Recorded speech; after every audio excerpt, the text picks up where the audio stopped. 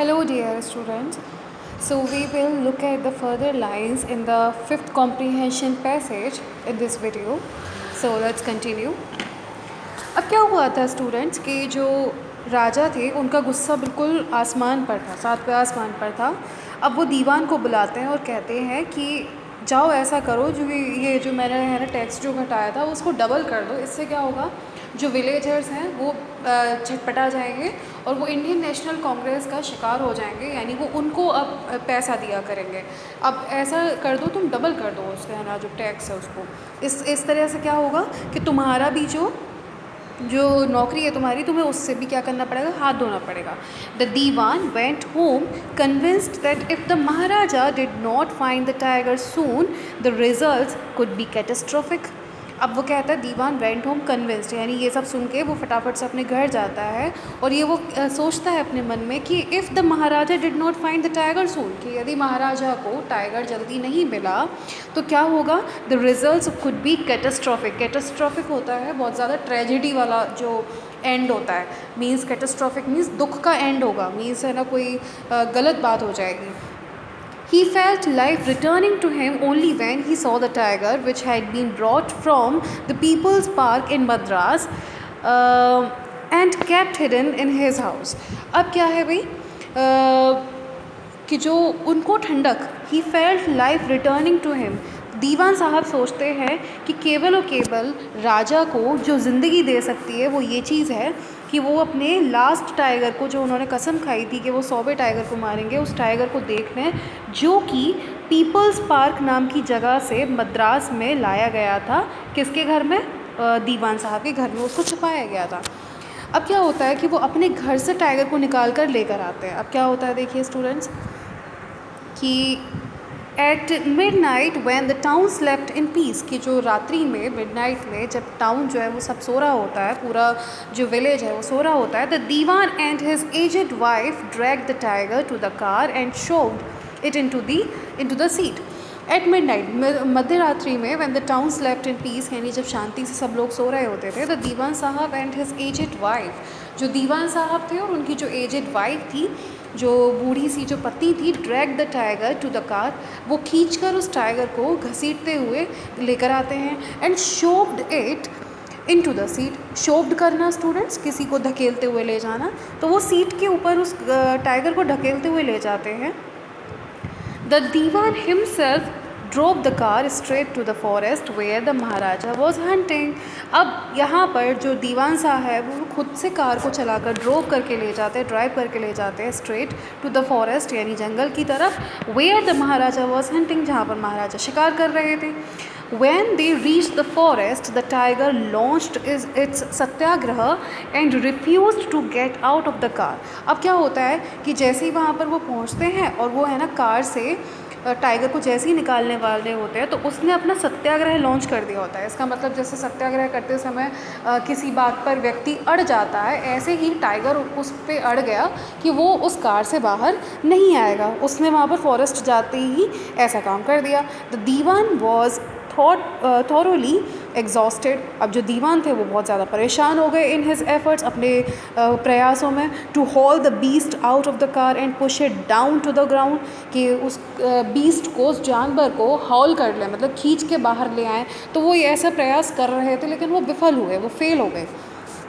फिर क्या होता है, ऑन द फॉलोइंग डे, यानी अगला जो आने वाला दिन था, the same old tiger wandered into the maharaja's presence and stood as if in humble supplication, master what do you command of me.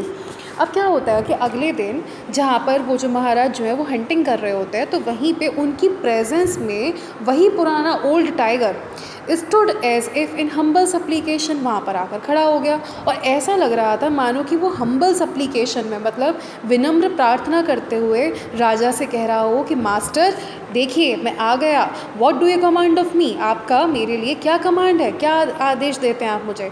It was with boundless joy that the Maharaja took careful aim at the beast. अब महाराजा की जो है वो boundless Joy था, मतलब उनकी खुशी का कोई ठिकाना नहीं रहा।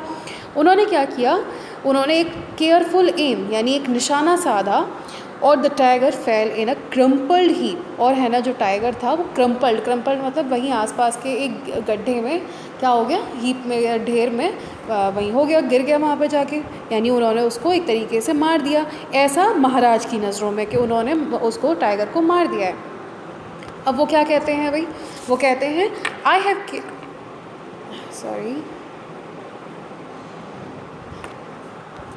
हाँ वो कहते हैं I have killed the 100th tiger, मैंने अपने 100वें टाइगर को क्या कर दिया, मार दिया। माई वो हैज़ बीन फुलफिल्ड, मेरी जो कसम थी वो फुलफिल्ड हो गई है। The Maharaja was overcome with elation, जो महाराज थे वो प्रफुल्लता में यानी इलेशन में और खुशी से फूले नहीं समा रहे थे। Ordering the tiger to be brought to the capital in grand procession, अब वो कहते हैं, वो आदेश देते हैं अपने लोगों को कि इस टाइगर को ग्रैंड प्रोसेशन में यानी इसकी जो ग्रैंड रथ यात्रा निकल के आनी चाहिए जिसमें इसको मरा हुआ डालकर लेकर आना है। The maharaja hastened away in his car, अब महाराजा जल्दी जल्दी अपनी कार में बैठकर चले जाते हैं। Read and find out, so we have another question here students, what will now happen to the astrologer, astrologer के साथ अब क्या होगा। Do you think the prophecy was indisputably disproved, कि आप यकीन करते हैं, क्या आप मानते हैं कि जो प्रोफेसी जो भविष्यवाणी उसने की थी एस्ट्रोलॉजर ने वो इनडिस्प्यूटेबली का मतलब होता है बिना किसी लड़ाई झगड़े के डिसअप्रूव्ड हो गई, मतलब अप्रूव नहीं की गई, उनकी पूरी तरह से भविष्यवाणी जो थी वो गलत हो गई और इसमें किसी झगड़े की वाली बात भी नहीं है क्योंकि महाराज ने उसको चीते को मार गिराया। अब स्टूडेंट्स आगे देखिए क्या होता है। आफ्टर द महाराजा लेफ्ट, जब महाराज वहाँ से चले जाते हैं, the hunters went to take a closer look at the tiger, अब जो वहाँ के आसपास के जो शिकारी होते हैं वो वहाँ पर जाते हैं टाइगर को क्लोजर लुक लेने, मतलब देखने कि भाई मर गया है या जिंदा है। The tiger looked back at them rolling its eyes in bafflement, अब क्या होता है जो टाइगर है वो उनकी तरफ वापस देखता है और अपनी आंखों को रोल करते हुए घुमाते हुए, इन बेफिलमेंट मीन्स थोड़ा आश्चर्य से, मतलब किसी एक उलझन में। The man realised that the tiger was not dead, अब जो वहाँ के जो आदमी थे उन्होंने रियलाइज़ किया कि ये जो टाइगर है वो डेड नहीं हुआ है, मरा नहीं है अब तक। The bullet had missed it, जो बुलेट थी उसने उसको क्या कर दिया, मिस्ड होकर चली गई है। It had fainted from the shock of the bullet whizzing past, ये जो टाइगर था वो थोड़ी देर के लिए क्या हो गया था, फेंटेड हो गया था, मीन्स बेहोश हो गया था। किस वजह से, कि जो इसके पास से होकर विजिंग साउंड करते हुई जो बुलेट निकल के गई है उससे ये क्या हो गया था, फेंट हो गया था। The hunters wondered what they should do, hunters को है ना वंडर्ड, आश्चर्य में पड़ गए कि अब उनको क्या करना चाहिए। They decided that the Maharaja must not come to know that he had missed his target, कि महाराज को पता नहीं लगना चाहिए कि उनका जो टारगेट है वो क्या हो गया, मिस हो गया है। इफ़ ही डिड, यदि उनको पता लगता है, they could lose their jobs, कि वो जो लोग हैं वो क्या कर देंगे, अपनी जॉब को खो देंगे, कि भाई उनकी इंसल्ट कर दी महाराज की। अब क्या होता है, one of the hunters took am from a distance of 1 foot and shot the tiger. अब क्या होता है, उनमें से कोई एक हंटर आता है और एक वो एम साधता है, निशाना साधता है, from a distance of 1 foot, 1 foot की दूरी से वो निशाना साधता है, एंड शॉट द टाइगर, और टाइगर को शॉट कर देता है। This time he killed it without missing the mark, अब इस समय वो पूरी तरह से जो टाइगर था वो मर गया, उसकी जो बुलेट जिस तरह से जिस हंटर ने मारी थी वो उससे नहीं चूकी।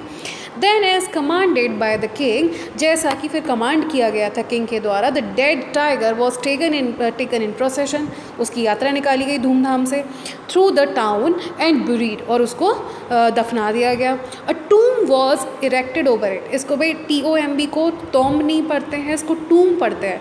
इसका मतलब होता है जो एक पत्थर लगा के उनका मज़ार जो बनाई जाती है, उसका टाइगर की मज़ार भी बनाई गई और वहाँ पर उसको इरेक्ट किया गया, गाड़ा गया।